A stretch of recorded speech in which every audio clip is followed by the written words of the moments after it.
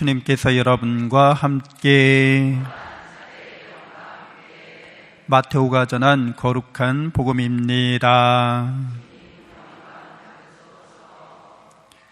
그때 예수님께서 갈릴레아 호숫가로 가셨다. 그리고 산에 오르시어 거기에 자리를 잡고 앉으셨다. 그러자 많은 군중이 다리 저는 이들과 눈먼 이들과 다른 불구자들과 말 못하는 이들 그리고 또 다른 많은 이들을 데리고 예수님께 다가왔다.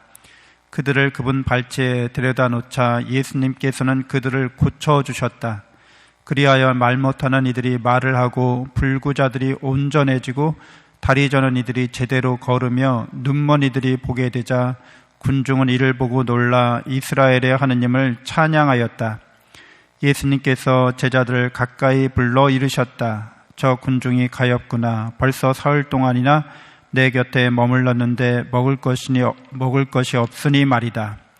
그래서 쓰러질지도 모르니 그들을 굶겨서 돌려보내고 싶지 않다.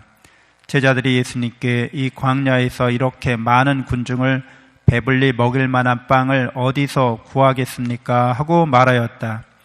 예수님께서 너희에게 빵이 몇 개나 있느냐 하시자 그들이 7개가 있고 물고기도 조금 있습니다 하고 대답하였다. 예수님께서는 군중에게 땅에 앉으라고 분부하셨다. 그리고 빵 7개와 물고기들을 손에 들고 감사를 드리신 다음 떼어 제자들에게 주시니 제자들이 군중에게 나누어 주었다. 사람들은 모두 배불리 먹었다. 그리고 남은 조각을 모았더니 7바구니에 가득 찼다. 주님의 말씀입니다.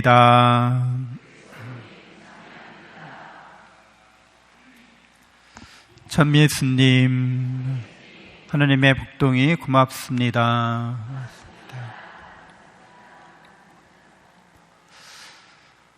네, 간밤에 많이 놀라셨죠? 네, 저도 많이 놀랐습니다. 여러분 9시에 우리 국가와 우리 민족을 위해서 평화를 위한 기도 바치고 계세요. 네, 그 덕분인 것 같아요. 네, 이 계엄이 장기화되면 국가의 정치적 불안정은 더할 나위 없고 또 말할 나위 없고 경제적으로도 크게 흔들리게 됩니다. 환율도 굉장히 이제 불안정하게 되고 외국 자본들도 정치적 상황이 불안하니까 우리 투자를 회수하겠죠. 여기 탈출하는 겁니다. 한국 시장을. 그래서 이런 사태가 하여튼 해제가 됐어요. 다행히. 그래서 이제 장기화되는 이런 사태를 막을 수 있었습니다. 천만다행이라고 할 수 있습니다. 앞으로도 우리 나라는 이제 강론 때 왜 사회 문제, 정치 문제를 갖고 얘기하세요 그럴 수도 있지만 공동체는 우리 나라는 하느님께서 우리 민족에게 맡겨주신 나라고 우리는 시민의 한 사람으로서 우리나라가 복음화되기를 하느님의 나라로 나아가기를 바라는 마음이기 때문에 큰 위기 상황에서 우리가 이제 신앙인으로서 이 문제나 이 사태를 이제 잘 복음적인 시각에서 바라볼 수 있어야겠죠.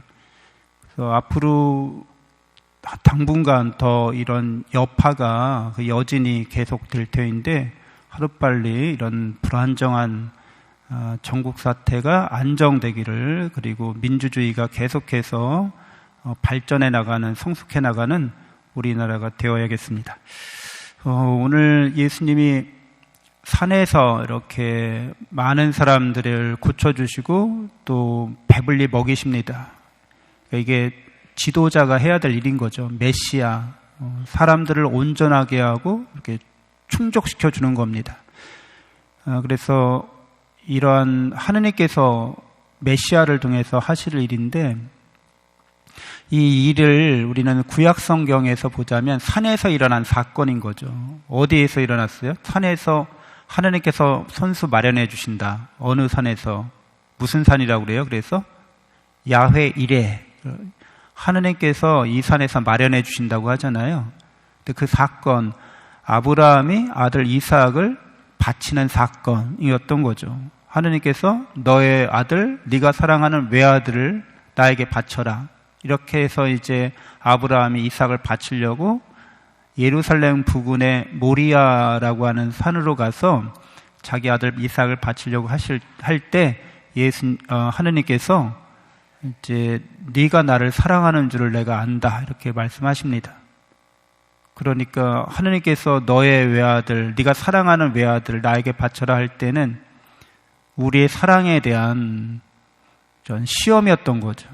여러분들도 항상 삶의 여러 이런 상황에 사랑을 시험받는 거죠.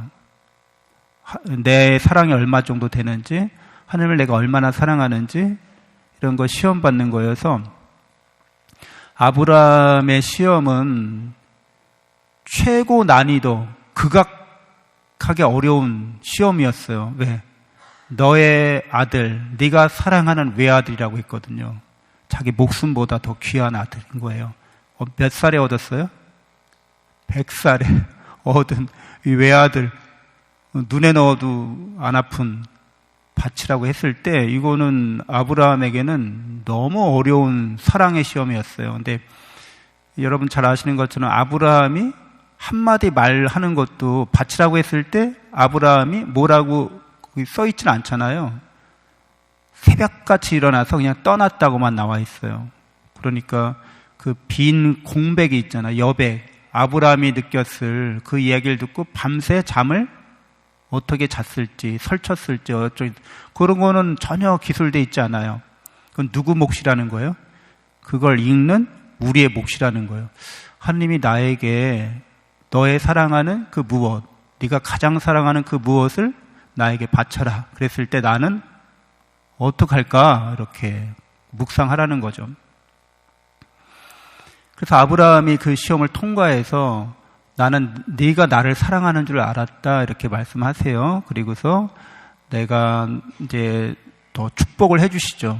그러니까 하느님은 그 시험을 하신 이유가 당신께서 아브라함에게 더 퍼주시려고 시험하신 거죠.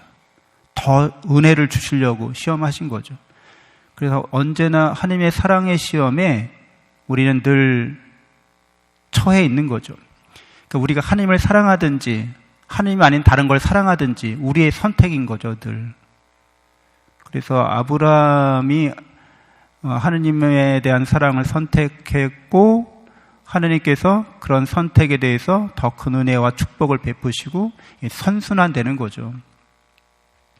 또 우리 그리스도인들도 신앙인들도 아브라함의 신앙을 본받은 사람들인데 또 산에서 일어난 일들 중에 모세가 72명의 장로들과 함께 그 계약을 맺기 위해서 식사하는 장면이 나와요. 탈출기에.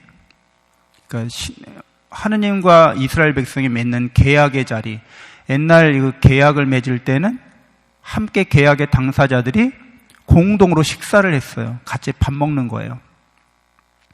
밥을 먹는 이유는 우리는 공동 운명체, 그걸 생명을 같이 하는 공동체, 생명 공동체라는 걸 드러내는 거죠. 하느님과 이스라엘 백성이 산에서 같이 식사를 합니다. 모세가 이제 단독으로 올라가서 십계명을 받긴 하죠. 그러나 그 전에 이미 이렇게 공동의 식사가 이루어집니다. 그래서 오늘 예수님이 산에 올라가서 이렇게 사람들을 고쳐주시고 사람들을 배불리시는 거는 이런 구약 성경의 산에서 일어난 하느님과 인간 사이의 이런 사랑의 계약, 이것을 우리에게 일깨워 줍니다.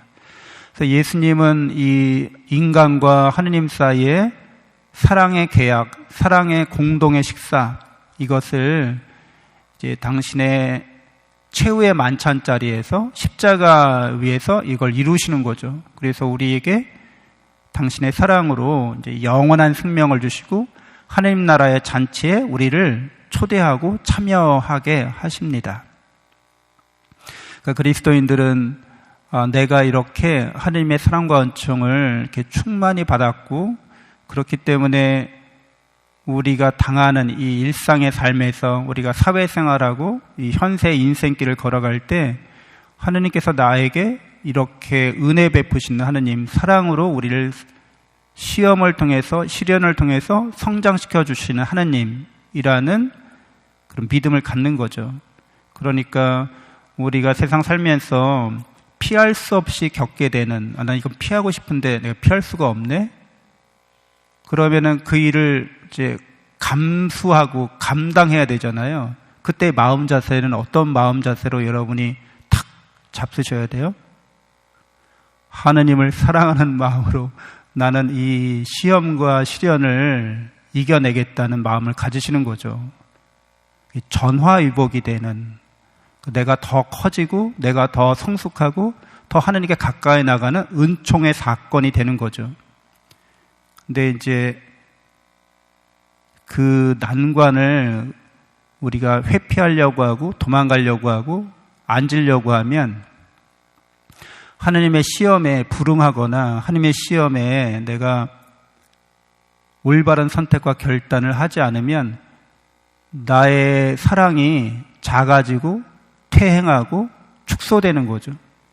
그러면 이제 시험 문제는 더 어렵게 됩니다. 이제 사랑에 관련된 문제에 있어서 계속 후퇴하고 퇴행하고 축소되고 작아지고. 그래서 가진 사람은 더 많이 갖게 되고 가진 것 없는 사람은 자기가 가진 것마저 빼앗기게 된다는 말씀을 듣게 됩니다. 우리의 선택과 결정이 하나님의 사랑 안에서 잘 이루어져야 되는데 힘들고 어려운 일, 예수님의 십자가만큼 힘들고 어려운 일은 없잖아요. 예수님이 십자가를 지고 가십니다. 그건 우리를 사랑하셔서 당신 자신을 온전히 헌신하는 거죠. 근데 우리에게는 사실 저도 사제로 살고 있지만 이론적으로는 예수님의 십자가를 그대로 져야 되지만 제가 이렇게 사는 걸 보면 그렇게 무거운 십자가를 이렇게 질리는 것 같지는 않아요. 이렇게 좀 이렇게 덜어놓기도 하고 좀 이렇게 좀 이렇게 좀 부리기도 하고 그렇지만 내가 이 십자가를 그래도 이제 따르긴 따르는 거죠. 완전히 따르진 못하지만 어쨌거나 십자가의 길을 가면서 성장하고 있다는 그런 이제 마음 또 체험을 갖게 되죠. 내가 십자가의 길을 사랑의 희생이나 사랑으로 우리가 져야 하는 이런 짐들을 지는데 예수님이 나의 짐은 가볍고 나의 멍에는 편안하다 이렇게 말씀하신 그 말씀을 예수님께서 지고 가는 동안에 이렇게 체험할 수 있도록 해주시는 거죠. 그러니까 우리가 불완전하고 미숙해도 예수 그리스도의 그 말씀을 믿고 나아갈 뿐입니다. 잠시 묵상하겠습니다.